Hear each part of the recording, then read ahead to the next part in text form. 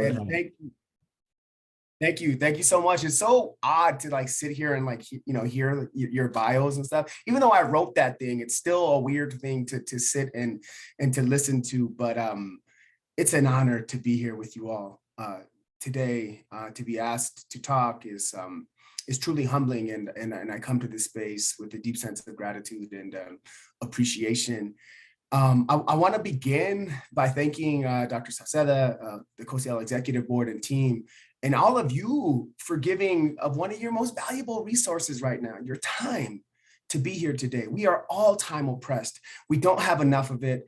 And if you're like me, even working remotely, I feel like my schedule is more jam-packed, that, people just fill in wherever they can get in. And so I know you don't have a lot of that, but I'm really thankful for you all being here today. Again, my name, let me share my screen, y'all, sorry. Let me get my stuff right. Let me know. Can y'all see that? Yes. Yep. I lost you all, so. We can see it. Okay, cool. Again, my name is Dr. Roberto Montoya.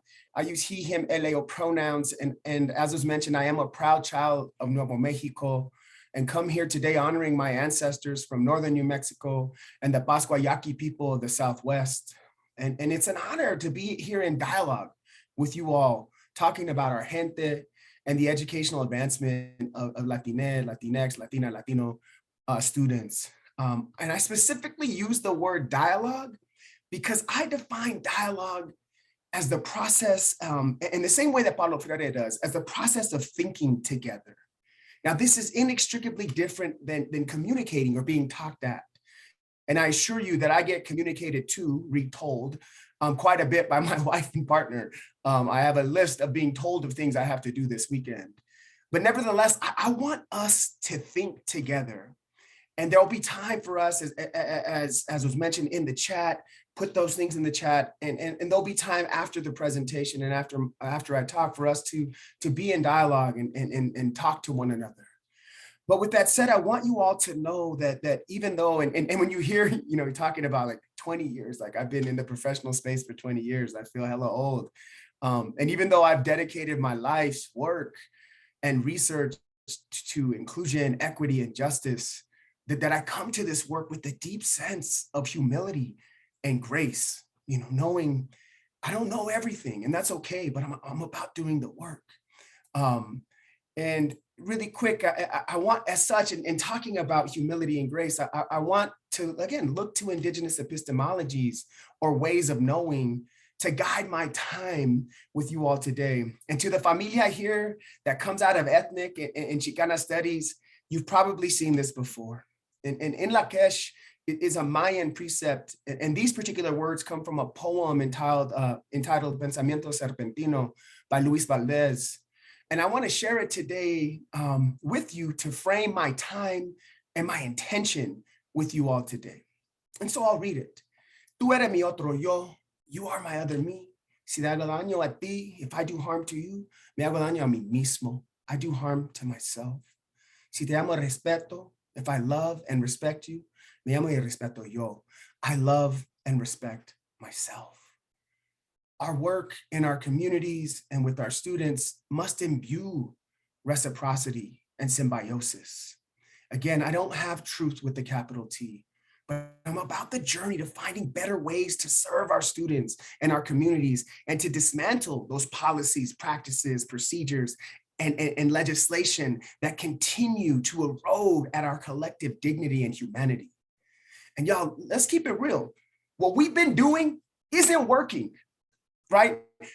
Raceless and race-neutral policies have done very little to change the educational inequities that have existed for centuries. And data shows that. And so many people, despite all of this, we live in a time of alternative facts. You can show people whatever you want to see them, and they don't even want to see it. And that's why I liken so much of my work to being an eye doctor. You know what I mean? How many of you, I see some glasses, and some of y'all wearing glasses, so this one or this one? Ooh, go back. This lens or this lens? Ooh, what are our trans queer students telling us? Ooh, let's put that lens on. Getting to a clearer way of seeing justice, and dignity. But the pendejada is, so many people don't even want to wear these. Despite having this new lens, they don't even want to see what's right in front of them, what the data is telling us. We need to do better. And that's why, the title of this, I said, we need to read, and academics love doing this kind of real slick stuff, right? We'll put a in parentheses and framing, so it could be reframing or framing equity, right? So, and we do it as a way to be cool. I don't know. I'm a recovering academic, so perdóname, forgive me for doing some of that stuff. But we do need to reframe our equity and justice work, right? Because we need to rethink how are we going to begin to do this work, continue this work, but to have different outcomes. And it goes without saying just how much change and transformation that we've experienced over the past several years, right?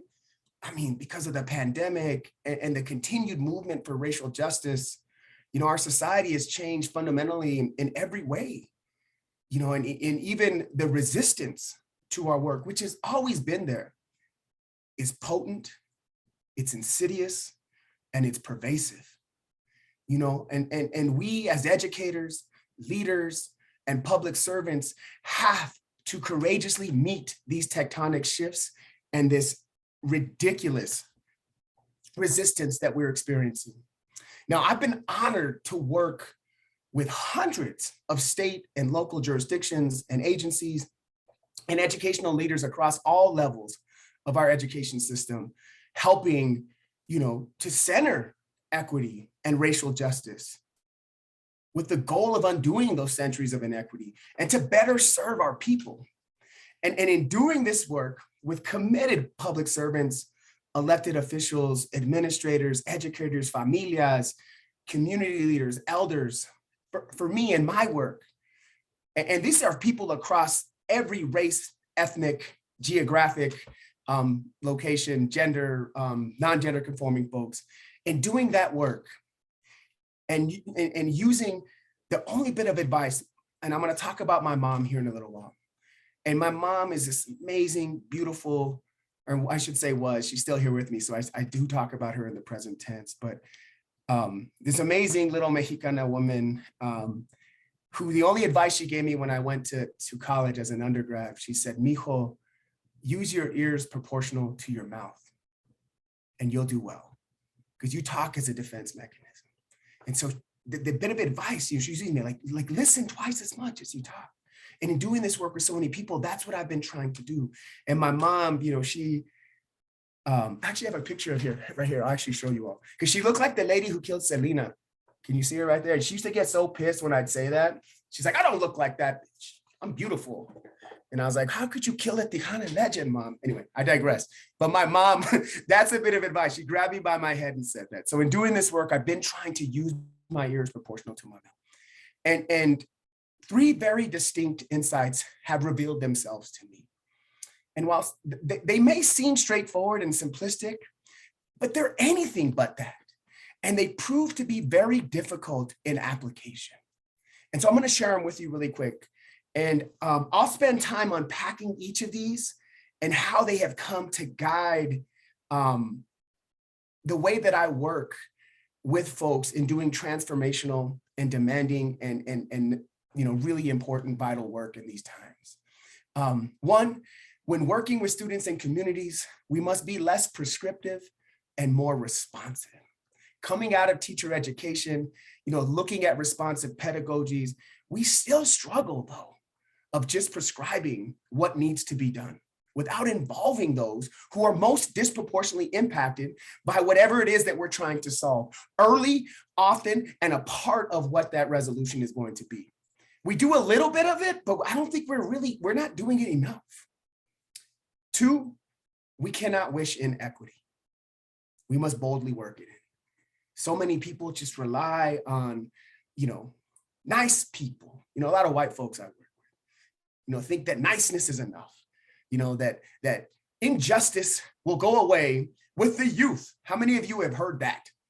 The youth will it's going to change with this next generation. Shit. Have you seen what happens in high schools? I grew up in Albuquerque. They would throw tortillas at us. I went to a high school called West Mesa. They called it West Mexican. They would throw tortillas. The youth, they learn this stuff. And we can't assume that simply because youth have an ability for empathy, that it will continue to persist. Because if anything that history has shown us and continues to show us is that we simply cannot do that. 3, in doing community-centered equity and justice work, we must move away from the formulaic and focus more on the mosaic. And I'm going to explain this one a little bit more. But before we do that, and as a way to model how we can do this mosaic work, focusing on communities, I want to look to the advice of the great James Baldwin, who you see right here, who is on my wall. James Baldwin saved my life. And in his book, The Price of the Ticket, he says, go back to where you started, or as far back as you can. Examine all of it. Travel your road again and tell the truth about it. Sing it or shout it or testify or keep it to yourself, but know from whence you came. Now, allow me to paint a picture of the barrio and project community of where I come from in Albuquerque. And the name of this particular mosaic is Dalamar.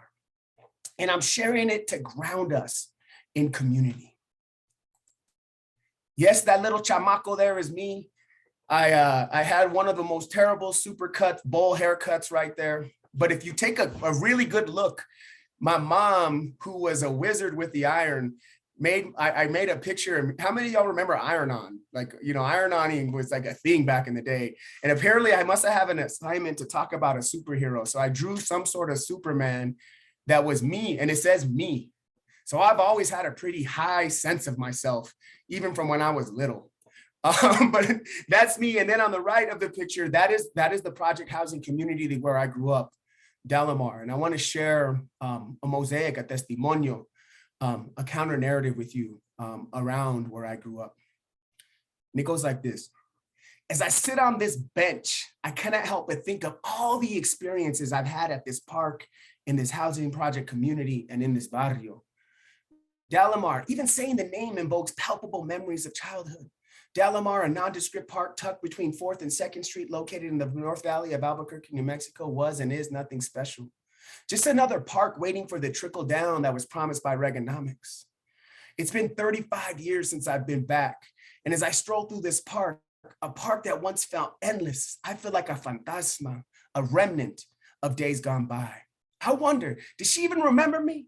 As my feet return to touch this hallowed grass, does she perk up with that feeling of faded recognition, that perplexing internal questioning where you ask yourself, I think I know that dude. I may have grown up with him. He looks really familiar. Or as the countless waterings, mowings, and fertilizing erased any memory of my time spent here? Surely the endless games of football, 3-on-3, 21, hide and go seek must have left a lasting mark. And I'm sure that for many at first sight, this park is ordinary at best, dilapidated and lacking any of the modern splendors that many parks and playgrounds can boast of today. Yet for me, this park was a veritable wonderland of joy, exploration, development, freedom, and exposure. As I sit here today, the sounds, smells, and surroundings have changed. Where's the music? How can this park even exist without the hi-hat beats of Nucleus, Grandmaster Flash and the Furious Five, Slick Rick, Dougie Fresh, Boogie Down Productions, and Run DMC? Where are the lowriders, the breakdancers, the b-ballers, the veteranos and pachucos and their Chuck Taylors mean mugging everyone? Where's the life? Even the few kids who are playing seem different, strangers in a land that once housed a mighty empire. And that's what we were, rulers of this park, a civilization of chamacos that reigned supreme, flourishing off the resources that this park yielded. The abundance seemed never ending, and our desire to work the land rarely ceased. It began as soon as cartoons ended and often went well into the night. Streetlight rule be damned. Perdóname, mamá. I heard you, but this park often rendered my ears useless. Where did it all go? As I look around, I can't help but wondering if it's me that's changed. Has my journey and my time away blinded me of the aforementioned experiences that have shaped the essence of who I am? Are those experiences of my childhood right in front of me and somehow I'm unable to see them? Like the kids from the Polar Express, has my ability to hear that sleigh bell eroded? Damn that, times are different. I know it, or do I? Or have I become my pops, relegated to an elevated and nostalgic perception of times gone by, that aging vato who admonishes things were better back in the day? Were they? Or were they just simpler? That can't be true because we could barely afford to eat, keep our lights on, and get around town. James Baldwin once wrote that anyone who's ever struggled with poverty knows how extremely expensive it is to be poor. And in hindsight, I think I knew we had it rough. Yet there was a simplicity that came along with this struggle, simpler because so many of us who lived in these 26 freestanding 4-apartment units that astonishingly continue to stand century around Dalamar Park today, shared in this reality, and we shared in this poverty. As I complete a full circle around the park, I return to the bench where I'd hang out with, God, what's his name? I'm remiss that I cannot remember his name because this cat had such a profound impact on me. How can I not remember his name? I do, however, remember that he was an exceptional artist. He would make the most amazing sketches and drawings of fanciful heroes and heroines with special attributes, weapons, and powers. He was role-playing games, Final Fantasy, Zelda, World of Warcraft before they were even created. And at this point in my life, I'd never been exposed to fantasy as a genre. I'd never heard of Tolkien, Bilbo, Frodo, or Gandalf. And in retrospect, I'm certain that the artist, as I will call him, had most certainly journeyed to Middle Earth. The artist wore a dingy black trench coat, had greasy blonde hair that hung to his shoulders, and boots that looked as if he was taking a break from combat tours. Yet despite his appearance, he was not unkindly, scary, or unapproachable. He was the first white dude that I remember hanging out with, and to that point, I hadn't realized just how few Wedos lived in our neighborhood.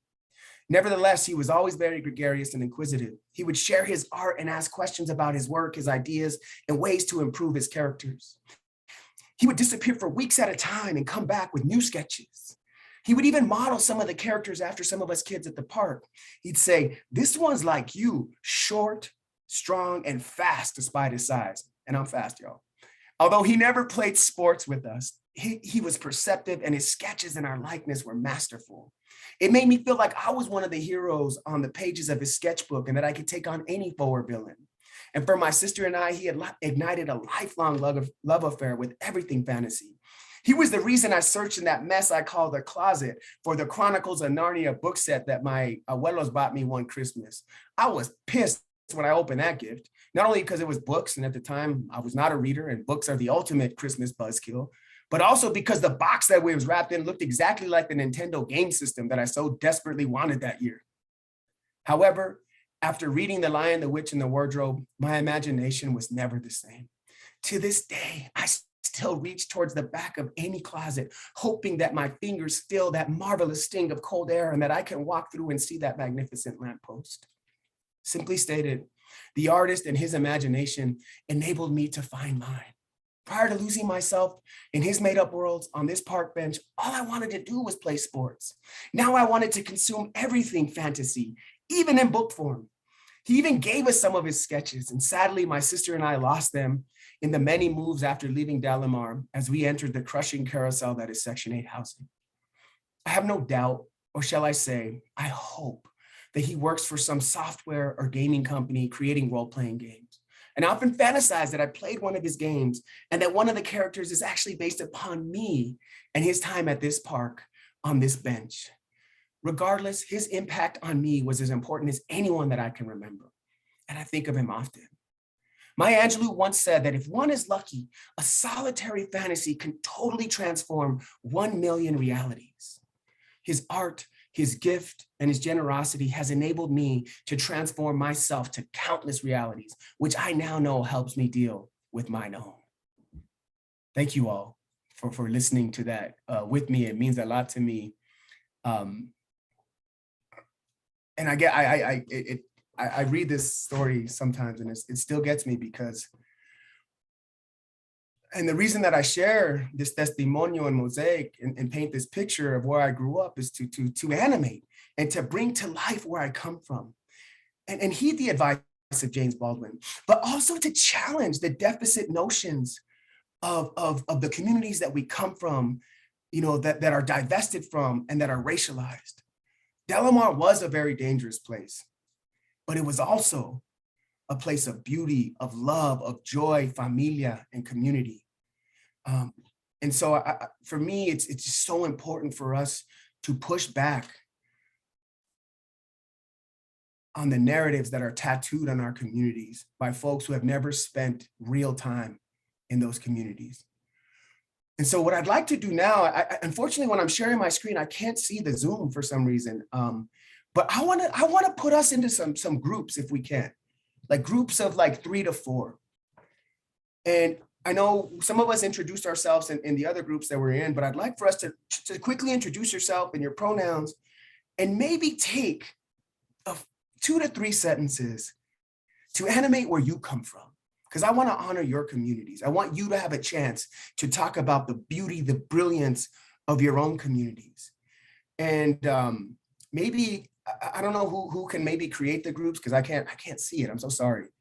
Got you, Dr. Montoya. Oh, muchísimas gracias. I appreciate that so much. And if we could take, for 3 to 4, maybe let's take about 8 minutes or so. That's such a, professors love doing shit like that, right? Take 8 minutes, like what? Just grab a number and just say it, right? Like whatever that means. Let's take 8 to 10 minutes. And we'll, just for you all, because I do want you all to get a chance to talk about where you come from. So if we could do that, that'd be wonderful. Let me do that. We would also be stopping the recording while folks are into rooms, just so folks know, and that will remain the recording once we get back into the main space. All right, they are ready.